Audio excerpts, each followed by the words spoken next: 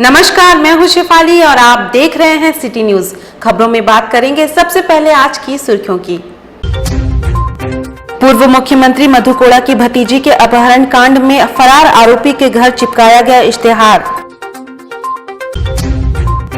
वरिष्ठ कांग्रेसी नेता रिजवी छब्बन का निधन, पार्टी ने जताया शोक। बिजली की समस्याओं को लेकर मानगो भाजपा मंडल पहुंचा विद्युत कार्यालय। और पोटका के रंभा कॉलेज में नई शिक्षा नीति पर 2 दिवसीय राष्ट्रीय सेमिनार का किया गया आयोजन।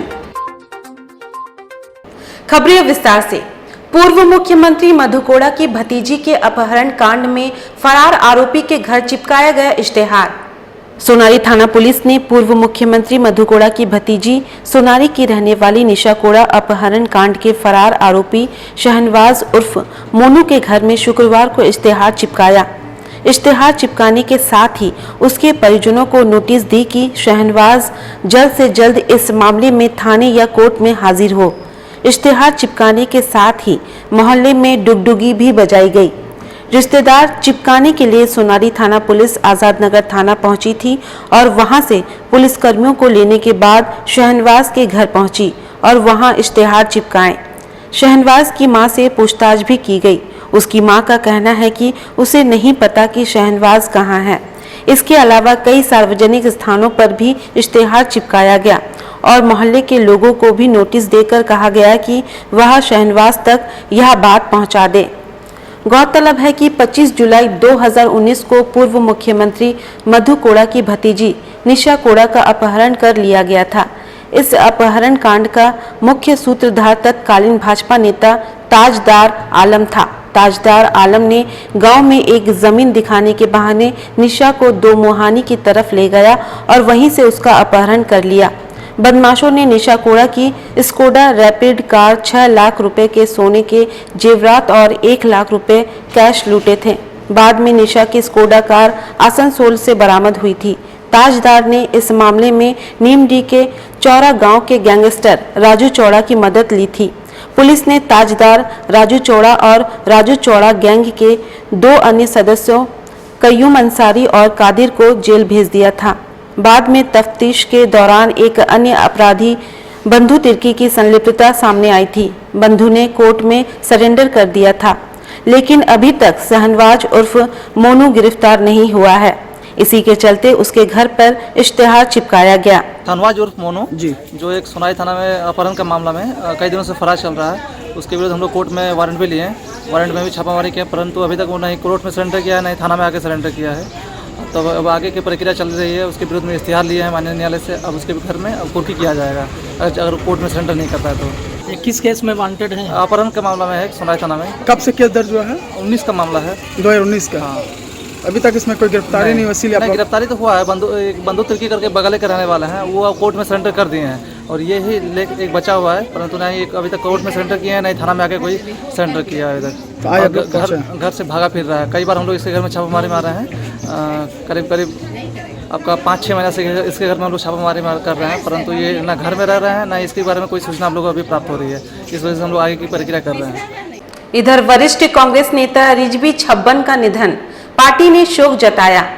झारखंड प्रदेश कांग्रेस कोल्हान के प्रवक्ता एवं बोकारो जिला के कोऑर्डिनेटर राकेश तिवारी ने वरिष्ठ कांग्रेस नेता SR रिजवी छब्बन के निधन पर गहरी संवेदनाएं प्रकट करते हुए कहा कि जीवन पर्यंत कांग्रेस के लिए समर्पित नेता के निधन से पार्टी बहुत मर्माहत है।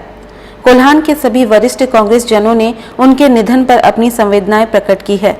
जिला कांग्रेस उनके सम्मान में उनके पार्थिव शरीर पर पार्टी का झंडा प्रदान कर उन्हें सलामी देगी। प्रदेश कांग्रेस के अध्यक्ष राजेश ठाकुर, कार्यकारी अध्यक्ष गीता कोड़ा, राज्य के मंत्री बन्ना गुप्ता समेत पार्टी के कई नेताओं ने रिजवी छब्बन के निधन पर अपनी संवेदनाएं प्रकट की है। सियासत कांग्रेस की एक साथ शुरू की थी। 1990 में मैं जेएमएम में चला गया। मेरे थोड़ी दूरियाँ बढ़ी, लेकिन मुसीबत के वक्त में जो भी परेशानी हमेशा साथ रहे। छब्बन जैसा नेता, जो ज़मीनी नेता, और सिंहभूम, दोनों सिंहभूम, पूर्वी और पश्चिमी सिंहभूम में ऐसा ज़मीनी नेता आपको कांग्रेस ने कभी पैदा नहीं किया है और न आगे होगा इस तरह का। लेकिन उनके साथ जो है, जो हक उनको मिलना चाहिए था, वो नहीं मिला। जो सम्मान जो है कांग्रेस को देना चाहिए था उनको नहीं मिला है। ये मैं डंके की चोट पर बड़ा नुकसान, बहुत बड़ा खसारा है। हमारे मुस्लिम लाइब्रेरी के ट्रस्टी भी थे छप्पन भाई, और आप ये समझ लीजिए हम लोगों के गार्जियन थे, और कांग्रेस के अपने ज़माने के बड़े वरिष्ठ नेता पहले ये कोल्हान के जो संयुक्त बिहार में कोल्हान के अध्यक्ष हुआ करते थे, प्रदेश कमेटी में भी बड़े बड़े ओहदे में रहे, और ये समझ लें कि आंदोलन करके जिस तरह से ज़मीन से जुड़ा हुआ जो नेता होता है, उनकी पूरी ज़िंदगी उसमें गुजरी और सोशल पूरी तरह से हर जगह लोगों की खिदमत से जुड़े हुए रहे, और इनका जाना हम लोगों के लिए एक बहुत बड़ा सदमा है। अल्लाह ताला से दुआ है कि अल्लाह ताला इन्हें की मग़फ़िरत फरमाए। ये कमी कभी पूरा नहीं हो सकता है। ऐसा इंसान और नहीं मिल सकता है जमशेदपुर को, इस शहर को। ये पहला और आखिरी शख्स थे जो ईमानदारी से समाजी खिदमत करते थे, और पूरी खुलूस से, पूरी ईमानदारी से इन्होंने कभी अपना मुफाद का नहीं सोचा, आम जनता का सोचा, पब्लिक का सोचा, अपना कभी नहीं सोचा। ये ऐसा शख्स और नहीं आने वाला, जमशेदपुर को ऐसा शख्स नहीं मिलने वाला। ये पहला और आखिरी था। बिजली की समस्याओं को लेकर मानगो भाजपा मंडल पहुंचा विद्युत कार्यालय, गांधीवादी तरीके से दी चेतावनी। जमशेदपुर में व्याप्त बिजली की समस्याओं को लेकर हर दिन जनता बेहाल हो रही है, मगर विभाग के उदासीन रवैये के कारण लोगों की समस्याओं का समाधान नहीं निकल रहा है। इधर शुक्रवार को मानगो भाजपा मंडल के नेताओं ने विद्युत कार्यालय पर गांधीवादी तरीके से प्रदर्शन कर विभाग की समस्याओं को लेकर गहरी नाराजगी जताई। इस दौरान भाजपाइयों ने विभागीय पदाधिकारियों को गुलाब का फूल देकर क्षेत्र की समस्याओं से अवगत कराया। हालांकि भाजपाइयों ने साफ कर दिया है कि अगर गांधीवादी तरीके से उनकी मांगों पर विचार नहीं की जाती है तो आगे उग्र आंदोलन का मार्ग अपनाया जाएगा। इस संबंध में जानकारी देते मंडल अध्यक्ष विनोद राय ने बताया कि क्षेत्र में अनियमित बिजली जर्जर पोल और तार की स्थिति अत्यंत दयनीय हो चली है। बार बार विभागीय पदाधिकारियों को पत्राचार करने के बाद भी समाधान निकलता नहीं देख आज गांधीवादी तरीके से उन्हें चेतावनी दी जा रही है। अगर फिर भी उनकी मांगों पर विचार नहीं किया गया तो आगे आंदोलन का मार्ग अपनाया जाएगा। उन्होंने बताया कि साजिश के तहत भाजपाइयों की मांगों पर विचार नहीं की जा रही है। वहीं उन्होंने कहा विभागीय पदाधिकारी किसी के इशारे पर काम कर रहे हैं। हम लोगों ने पिछले 26/3/2022 को एक ज्ञापन सौंपा था, 6 मांग पत्र हम लोगों ने सौंपा था, जहां पोल बांस पे खंबे पर बिजली का तार गया हुआ है जो जर्जर स्थिति में है, और अभी बरसात का मौसम आ रहा, आंधी पानी आ रहा, अभी तक 2 महीने में एक पोल भी बदली नहीं हुआ। आखिर क्या कमी है इस सरकार में या इस विभाग को? या तो पोल नहीं है तो जनता को और हम लोगों को स्पष्ट कर दे कि हम लोग के पास पोल की सुविधा नहीं है, आप अपना वैकल्पिक व्यवस्था करें। तो मानगो की जनता और भारतीय जनता पार्टी उसका वैकल्पिक व्यवस्था करने के लिए भी तैयार है। अगर है तो किसके दबाव में भारतीय जनता पार्टी मानगो मंडल के लोगों का बात नहीं सुना जा रहा, क्यों नहीं सुना जा रहा? इस पर हम लोग आज अपने क्षेत्र के एक्जीक्यूटिव इंजीनियर विशाल कुमार जी को पुष्पगुच्छ देकर उन्हें सम्मानित भी करेंगे कि आखिर उनका क्या रवैया है और आखिर जनता कितने दिन तक उदासीनता महसूस करे। गुलाब फूल देने के पीछे कारण क्या? आप जब मानगो की जनता को बिजली और तार पोल नहीं बदल सकते हैं तो मानगो की जनता की ओर से हम लोग उनका प्रतिनिधित्व करते हुए उन्हें गुलाब फूल देकर सम्मानित करेंगे कि आपने अच्छा कार्य कर रहे हैं, आप मानगो की जनता को संतुष्ट कर रहे हैं, इसलिए आपको हम लोग सम्मानित करने के लिए आए। जमशेदपुर पोटका के रंभा कॉलेज में नई शिक्षा नीति पर 2 दिवसीय राष्ट्रीय सेमिनार का आयोजन किया गया। पोटका के गीतिलता रंभा कॉलेज में 2 दिवसीय सेमिनार का आयोजन किया जा रहा है, जिसमें राष्ट्रीय शिक्षा नीति 2020 उच्च शिक्षा से संबंधित विषय पर चर्चा की गई। इस मौके पर मुख्य अतिथि के रूप में कुल्हान विश्वविद्यालय के कुलपति प्रोफेसर डॉक्टर गंगाधर पांडा समेत कई मुख्य लोग उपस्थित रहे। ये हमारा 2 दिन का नेशनल सेमिनार है जो नेशनल एजुकेशन पॉलिसी 2020 के ऊपर बेस्ड है।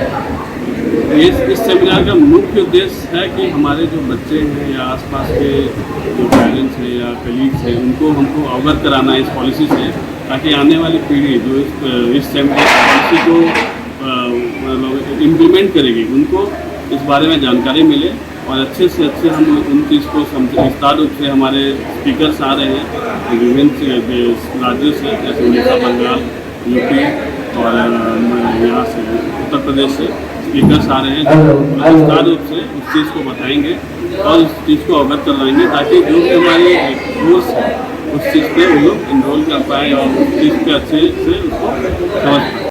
सोनारी स्थित आदर्श नगर सोसाइटी के रहने वाले लगभग 3000 से ज्यादा सदस्यों ने बीते लगभग 25 साल से ज्यादा समय से सीईओ YN यादव से परेशान रहे। सोसाइटी में अधिकतर बुजुर्ग रिटायर्ड लोग रहते हैं। रस्ताकर आदर्श नगर फेज 9 और 10 के रहने वाले सदस्यों ने आदर्श वेलफेयर सोसाइटी का गठन कर YN यादव के खिलाफ आवाज उठाने का काम किया। 2018 से हाई कोर्ट में लंबित मामले का फैसला आने के बाद सदस्यों में खुशी की लहर है।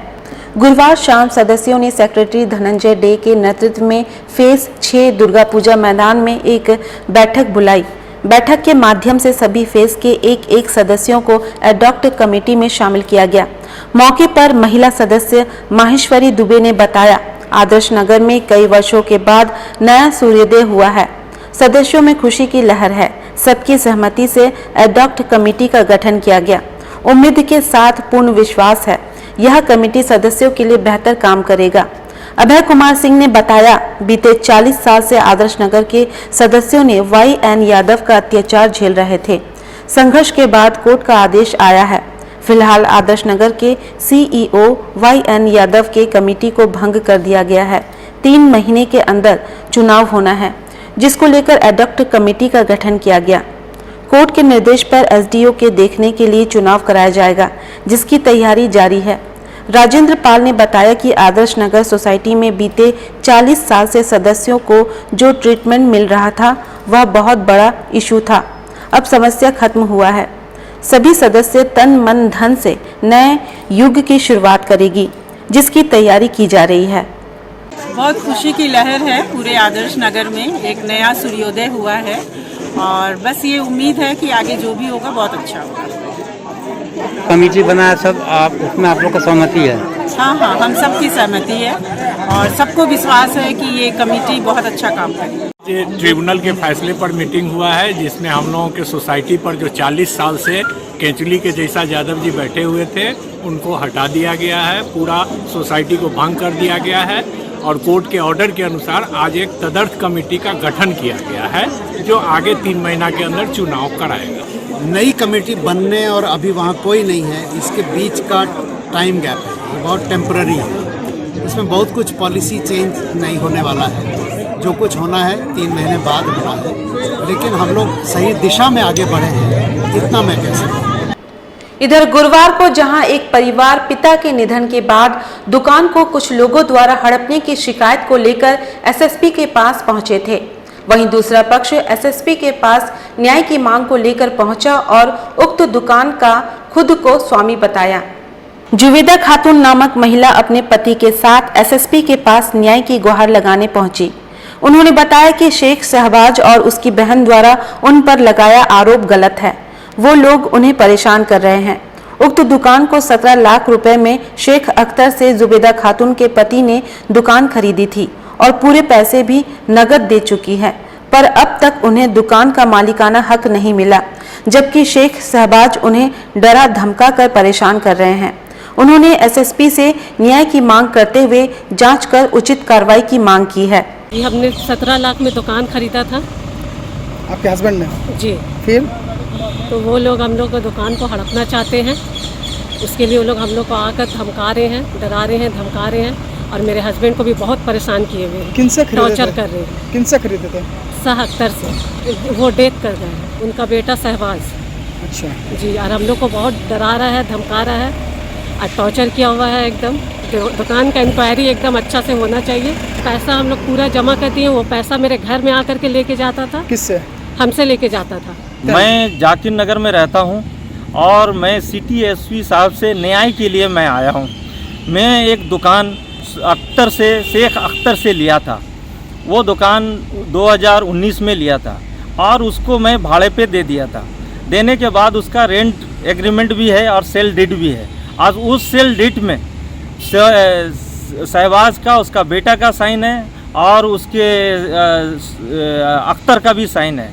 मैं जब उसके देने के बाद जब उसके फादर कुछ वजह से वो डेथ कर गए, डेथ के बाद मैं उसके पास में जब वो दुकान खोला तो हम उसके दुकान पे गए। हम बोले तुम्हारे फादर तो अब डेथ कर गए हैं, वो चाबी हमको दे दो। वो बोला ठीक है अंकल, हम आपको कल दे देंगे। जब वहाँ हम दूसरे दिन गए तो वहाँ पर काफ़ी लोग को जमा करके रखा था, 3-4 लड़का लोग था जो गुंडा लोग था। वो लोग हमको क्या किए, बोलने लगे ये मेरा दुकान है, ये मेरा दुकान है।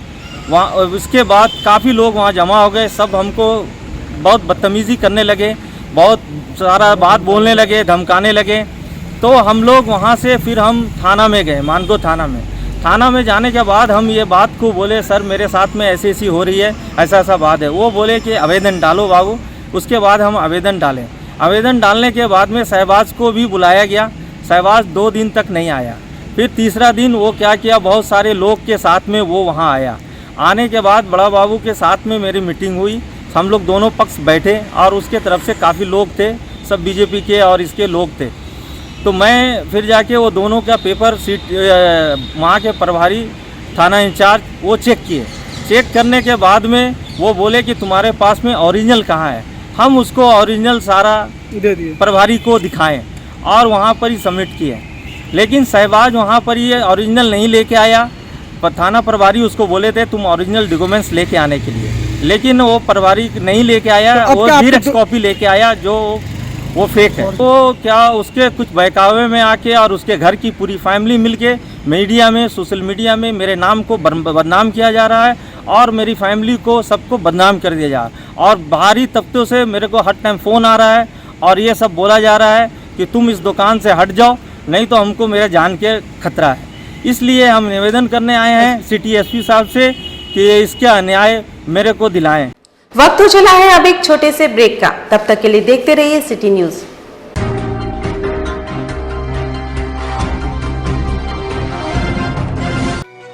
जी हां, अब आपके शहर जमशेदपुर में आप सभी के बीच भरपूर मनोरंजन लेकर एक बार फिर आ गया है फन वर्ल्ड डिज्नीलैंड।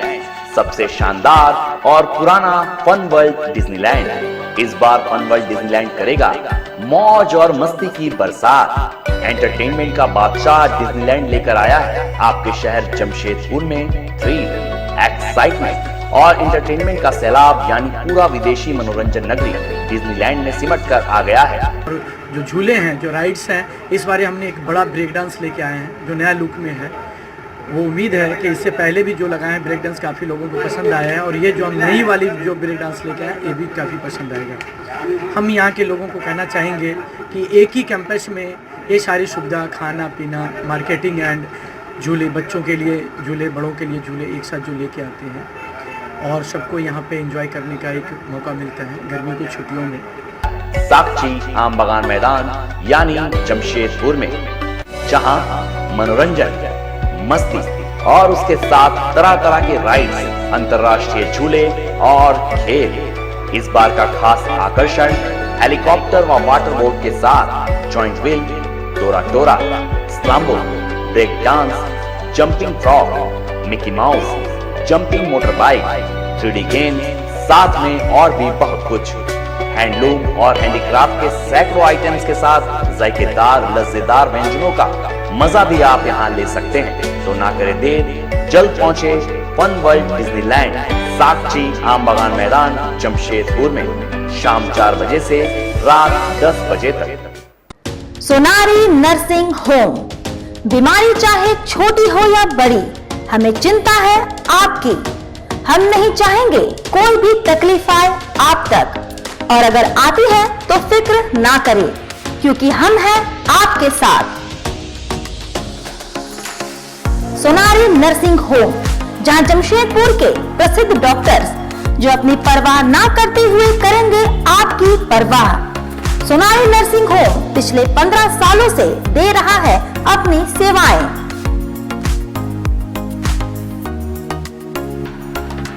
यहाँ हर तरह के छोटे और बड़े ऑपरेशंस किए जाते हैं।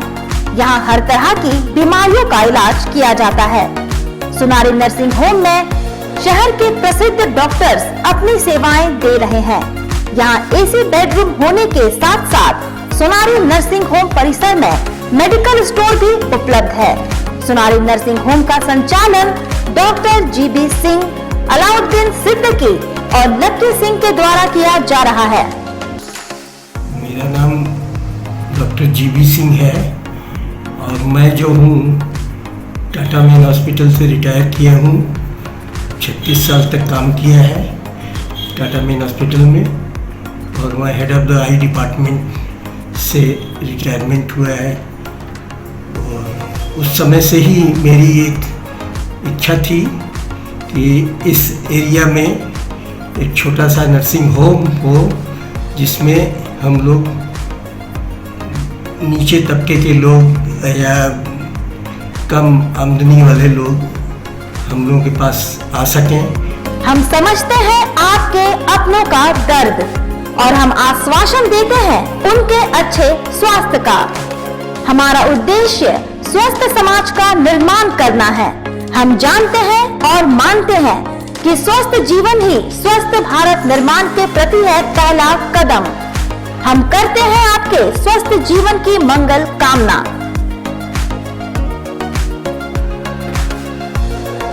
हमारा पता है सोनारी नर्सिंग होम, कागल नगर रोड नंबर 7, सोनारी जमशेदपुर।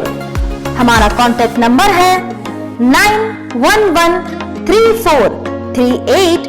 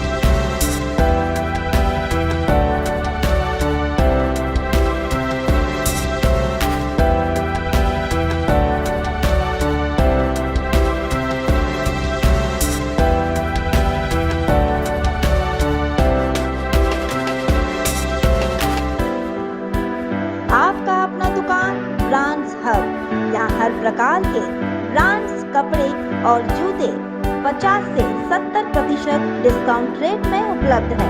तो आइए, हमारा पता है सांची आम बगान, कंचन टावर।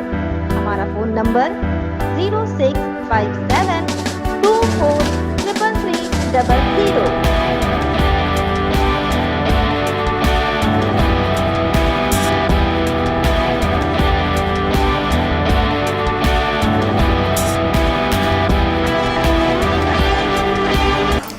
अल करीम फास्ट फूड एक जाना पहचाना नाम आपके लिए लेकर आया है लजीज व्यंजनों को, वो भी आपके घर के करीब। शहर में विभिन्न स्थानों पर हमारे केटरिंग आपकी सेवा में।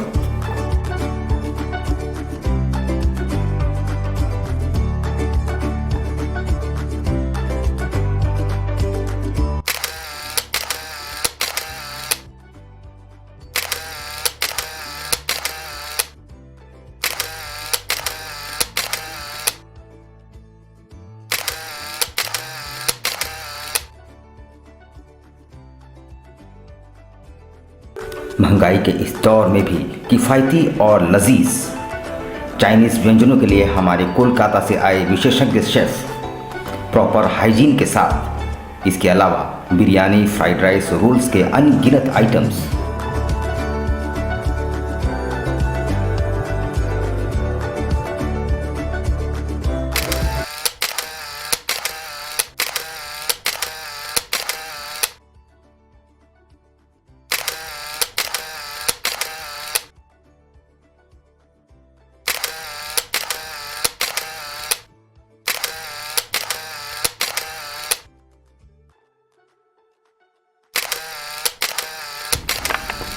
एक बार अवश्य आए अपने परिवार और दोस्तों के साथ। अल करीम फास्ट फूड, बर्थडे, मैरिज और किसी भी ओकेजन के लिए हमसे संपर्क करें।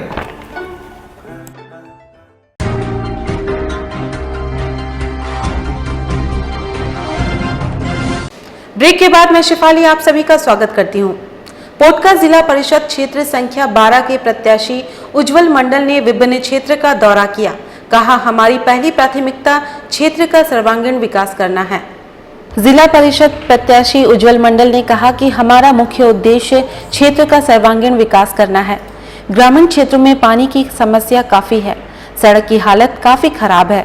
यदि मैं जीतूंगा तो इन सभी का समाधान जल्द करूंगा। मेरा मुख्य उद्देश्य है, अगर मैं जनता का आशीर्वाद से चुनाव जीता तो यहाँ पर ग्राम सभा सशक्तिकरण, गुणवत्तापूर्ण शिक्षा, पेयजल का समस्या जो है, ग्रामों में महिलाओं को, विधवाओं का जो पेंशन से वंचित है, वो सब कार्य को मैं अपना प्राथमिकता के आधार पर करूँगा। मुझे पोटका 12 अंक से चारों ओर से मुझे भारी जन समर्थन मिल रहा है और ऐसा ही जन समर्थन मिला तो मेरा जीत पक्की है। वहीं मानगो में गैस सिलेंडर चोरी का आरोपी 24 घंटे में गिरफ्तार। मानगो थाना क्षेत्र के रहने वाले वीरेन टुडू के घर से 18 मई की रात के 1:30 बजे एक गैस सिलेंडर और एक मोबाइल फोन की चोरी हो गई थी। घटना के ठीक दूसरे दिन मामला मानगो थाने तक पहुंचा। उसके बाद पुलिस ने जांच के क्रम में आरोपी को गिरफ्तार कर लिया और चोरी की गई सामान को भी बरामद कर लिया। मानगो पुलिस का कहना है कि आरोपी बादल कुमार मानगो थाना क्षेत्र के गुरुद्वारा रोड का रहने वाला है। वह मानगो गुरुद्वारा शिव मंदिर के पास ईश्वरजीत सिंह के किराए के मकान में रहता था। जांच के दौरान ही पुलिस को पता चला कि आरोपी के घर में गैस सिलेंडर पहुंची है। उसके बाद पुलिस ने अपने गुप्तचरों को लगाकर जानकारी हासिल की और 19 मई की देर रात उसके घर में छापेमारी की। पुलिस आरोपी को गिरफ्तार करके शुक्रवार को न्यायिक हिरासत में भेज दिया है। गैस चोरी हुआ। कैसे कब हुआ? रात में हुआ। हमको पता चला जब गेट खुला, तब हमको पता चला जो उसी को लड़का लेके गया। लड़का पकड़ाया है? जी सर। क्या लड़का है? एक लड़का भी पकड़ा हुआ है, बादल। वो कहाँ रहता हो? उसी के घर में रहता, एक ही जगह में रहता। आप लोग अगल बगल रहते हैं? जी। जमशेदपुर प्रखंड के ब्यांगबिल पंचायत के मुखिया प्रत्याशी सरस्वती गुइया ने डोर टू डोर अभियान चलाया और अपने पक्ष में वोट मांगा। वहीं सरस्वती गुइया ने कहा कि जनता का प्यार और आशीर्वाद मुझे काफी मिल रहा है। क्षेत्र में विकास करना मेरी पहली प्राथमिकता है।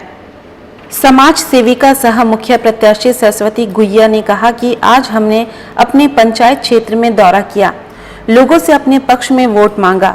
लोगों का समर्थन मुझे काफी मिल रही है। हमारे पंचायत क्षेत्र में सड़क की स्थिति काफी खराब है, पानी की व्यवस्था सही नहीं है। यदि मैं मुखिया बनूंगी तो हर समस्या का समाधान करूंगी। जितना भी सरकार से जो फंड निकलता है उसको मैं पूरा करने के लिए तैयार हूँ।